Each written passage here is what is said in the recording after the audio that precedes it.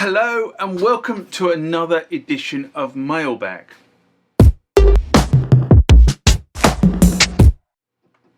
What is Mailbag? Well, Mailbag is a feature of the channel where you guys leave lots of comments on the channel and I attempt to answer those comments, or if I can't answer those comments, I throw it out to you guys who have more knowledge on some of this stuff than I do.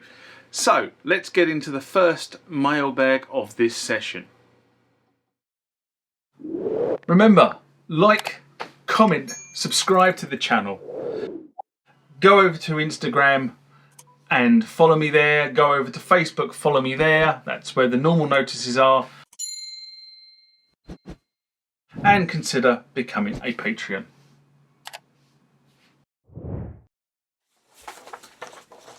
Next comment or question comes from now Izzard. Or is it No Wizard? I think it's No Wizard 24. And this is in response to my Korg T1 doesn't work, a video I did in October 2021. And No Wizard writes, "Greetings! I have a Korg 01W Pro, very similar to the T1. Well, it was very similar to the T1. Basically, it was the T1 chassis, the T1 keyboard, and a slightly tweaked set of electronics inside. I have some upper seam keys and want to fix. Any suggestions?" Now, as I said, the 01W was effectively the T1. Depends on which chassis you bought. The 61 note was equivalent to the T3, the 76 note was equivalent to the T2, and the Pro, if I remember correctly, was equivalent to the T1. And therefore, a lot of the parts for the T1 were cross-compatible with the 01Ws. So, like the cross-compatibility between the M1 and the T3, and some of the parts are also cross-compatible with the T2 from the M1. So the M1 and the T2 and the T3 share a lot of common parts. And then obviously those parts were moved forward into the 01W series. I suppose at this point it was a case of Korg, I suppose, trying to capitalise on the R&D in terms of chassis design that had been done. Very much where we are now with the Nautilus and the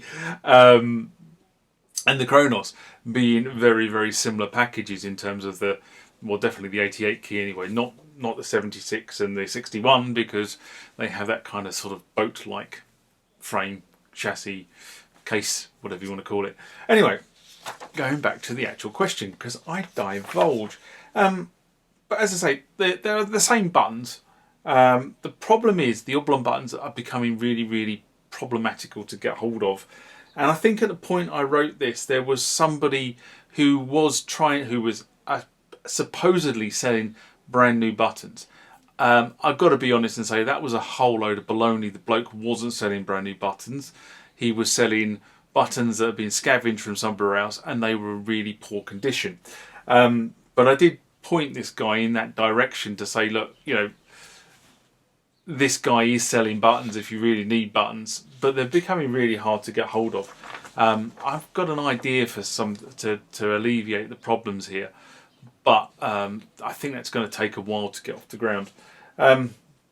Anyway, he was selling about 30 of them. They were listed on Reverb, but they were listed for some horrendous price. So what I directed the guy to do is get hold of the guy and see if he could get them down in value. I tried to buy, when I thought they were brand new buttons, I tried to buy them. And when I actually got photographs of them, I realised they weren't brand new buttons. So what he was asking for them, I told him words and phrases equivalent to short, peer and jump, was what I kind of said to the bloke. He didn't take it particularly well. I can't think why. But there are a bunch of chancers out there who think they can get away with charging extortionate prices for some of this stuff. My view is I'm prepared to pay a reasonable price for this stuff. I'm not prepared to pay extortionate prices because you are trying to chance it, because you're trying to feed an ego, because you think people might pay it, and people might pay it, but it ain't going to be me.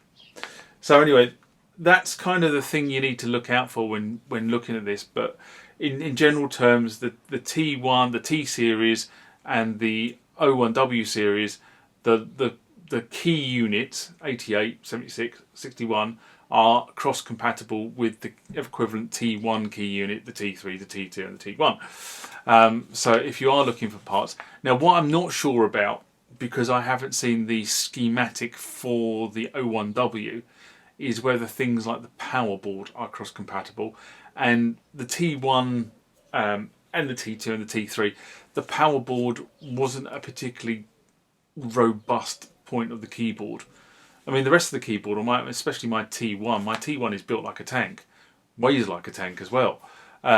Requires two people to move it around. I mean, you've seen my T1 on camera many times as part of this channel.